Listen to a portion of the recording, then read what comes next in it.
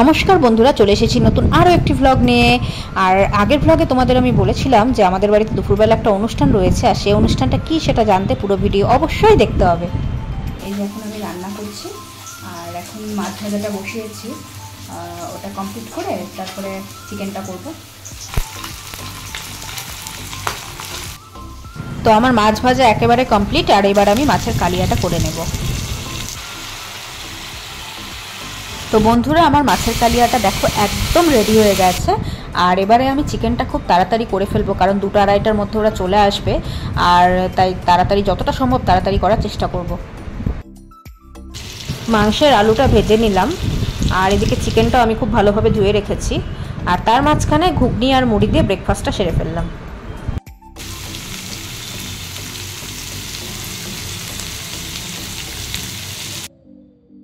আলুগুলো ভাজা হয়ে গেছে, আর মশলা আমি আগের থেকে পেস্ট করে রেখেছিলাম। তো কড়াই এবার মশলাগুলো দিয়ে আমি খুব ভালোভাবে কষাবো।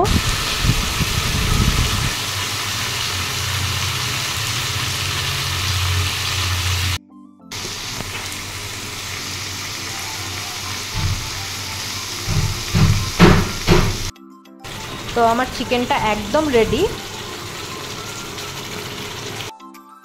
রান্না কমপ্লিট করে স্নান করে এবার পুজোর ঘরে চলে এসেছি।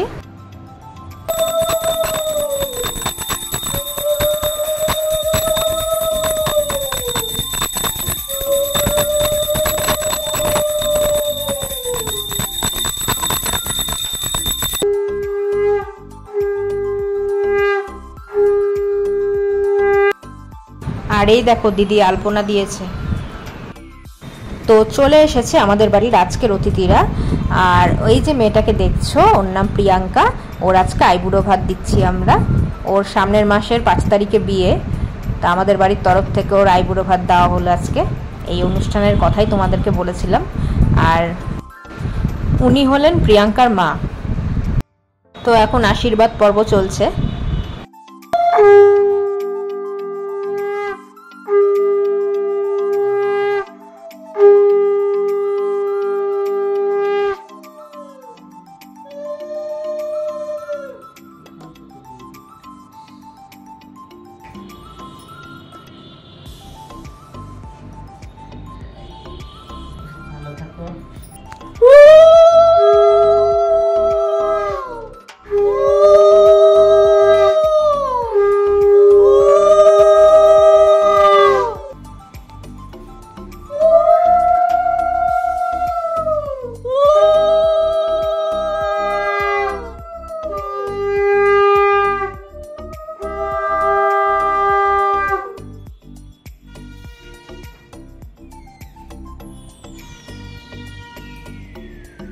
আর আজকে রান্না হয়েছে ভাত, ডাল, 5 রকমের ভাজা, আচারি পনির, ঝিঙা পোস্ত, কাতল মাছের কালিয়া, চিকেন কষা, চাটনি, দই মিষ্টি, আর সাথে আছে স্যালাড।